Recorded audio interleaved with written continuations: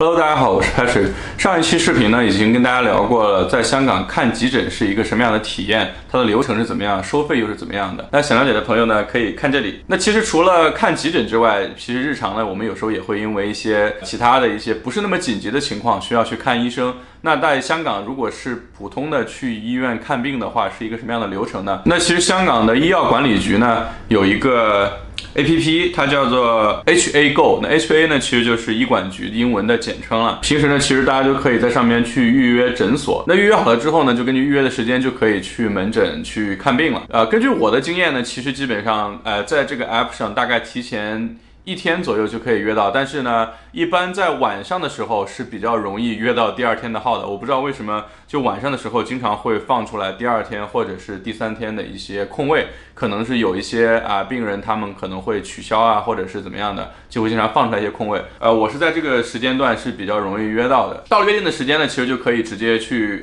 门诊交费，然后交完费呢，就会给你一个单子，上面会写你去看几号房或者是几号窗的医生。这个诊费其实跟在内地的时候的挂号费是一个差不多的一个概念，当然它的价格是比在大陆的时候要贵不少因为我在深圳的时候，基本上挂号费都是10几块、20几，最好像专家号也就20-30块吧。但是在香港呢，它的挂号费是50，交完费之后，基本上等10到20分钟就可以轮到你去看诊。那医生会输入你的信息，然后会问一下你的病情，然后医生呢就会做一个初步的诊断。那如果你是一些比较小的创伤或者如果是这个门诊科的医生，他就可以诊断或者去处理的话，基本上你就在这个门诊就可以去处理治疗，然后就可以去拿药。然后这个诊疗就结束了。因为香港的门诊呢，它都是全科医生，基本上一些常规的病症他们都可以做初步的诊断。如果他们认为在门诊是无法处理，或者是需要进一步的去诊断和治疗的话，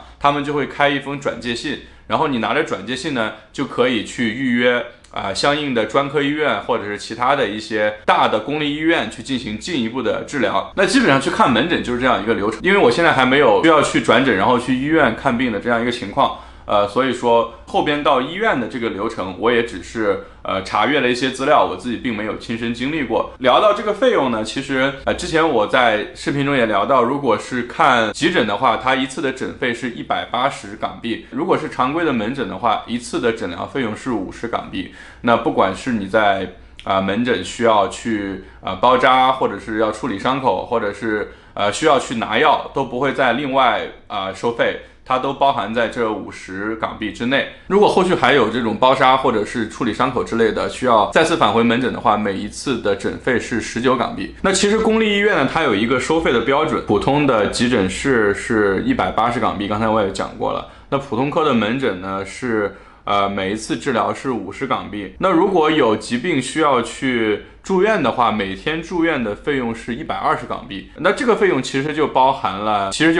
所有的费用。不管是诊治治疗需要用到的一些医疗的器械设备，还是需要用的药物，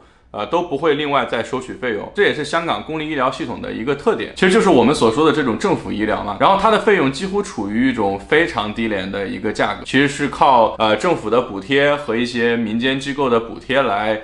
维持和运营的。那香港的公立医院呢，其实就比较的便宜，符合资格的人士，也就是说所谓的香港居民和香港永久居民都可以去享受这样的一个治疗。但是呢，它也有它的问题，就是第一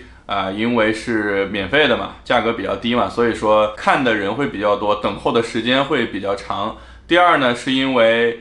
也是因为是公立的嘛，它的经费也有限，所以说它的环境可能就相对于私立医院来讲没有那么好。但是它的环境所谓的不好也是相对的嘛，它的所有的治疗的仪器这个医院的设施也都是完备的，它只是没有像私立医院那么的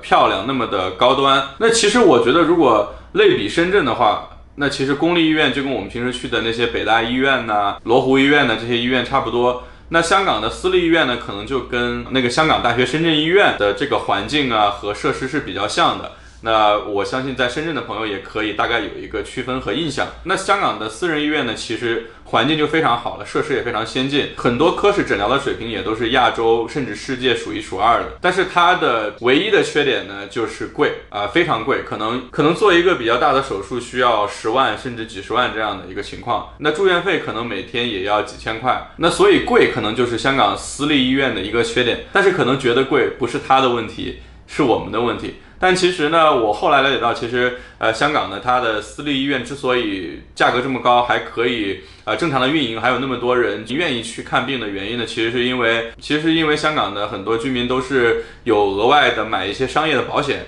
它可以去 cover 掉这样的一个费用。那这当然就是后话了，以后我们有时间的话也可以讨论一下这个问题。那关于香港的医院还有香港的急诊的话题，讲了2期，也都到这里就结束了。还是希望大家给我点一个赞，谢谢，拜拜。